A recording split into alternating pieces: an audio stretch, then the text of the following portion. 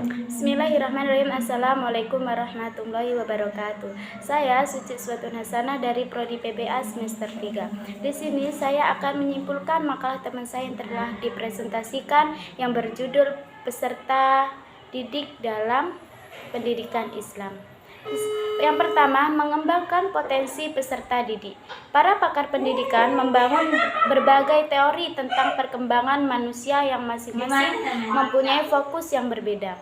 Bahkan, teori itu telah tumbuh menjadi semacam aliran dalam pendidikan. Beberapa aliran yang terkenal ialah yang pertama, nativisme, empirisme, dan konvergensi. Titik tolak perbedaan masing-masing aliran ini terletak pada faktor yang mempengaruhi perkembangan manusia. Apakah perkembangan manusia itu ditentukan oleh faktor dasar pembawaan atau bisa disebut dengan nativisme, ataukah oleh faktor ajar lingkungan yang disebut juga empirisme, atau kedua-keduanya saling mempengaruhi, bisa juga disebut konvergensi. Selanjutnya, pandangan ini sama sekali berbeda dengan konsep perkembangan manusia menurut nativisme, empirisme maupun konvergensi. Fitrah yang dibawa anak sejak lahir bersifat potensial sehingga memerlukan upaya-upaya manusia itu sendiri untuk mengembang tumbukannya menjadi faktual dan aktual.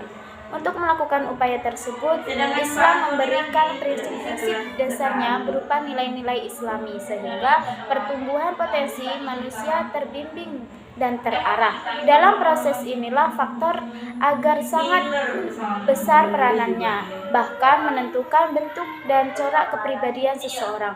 Berdasarkan konseptualisasi itulah pendidikan Islam diharapkan bisa berfungsi sebagai wahana mengembangkan potensi peserta didik sesuai dengan fitrahnya. Selanjutnya, belajar mengajar merupakan peristiwa yang wajar terjadi pada manusia secara terus-menerus dan terkadang dengan cara yang spontan. Bahkan tanpa disadari, manusia selalu belajar dari segala hal atau peristiwa yang dialaminya.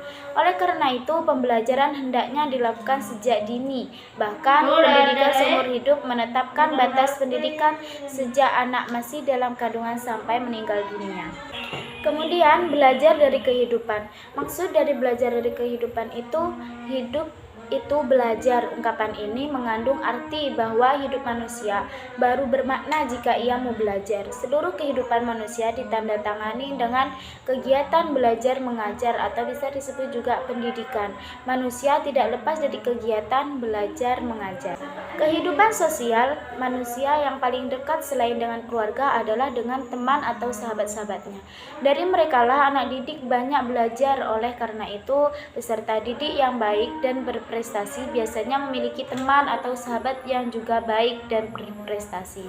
Sisi strategis, sahabat dekat yang baik dan juga mudah dimengerti dan memahami posisi sahabat Nabi.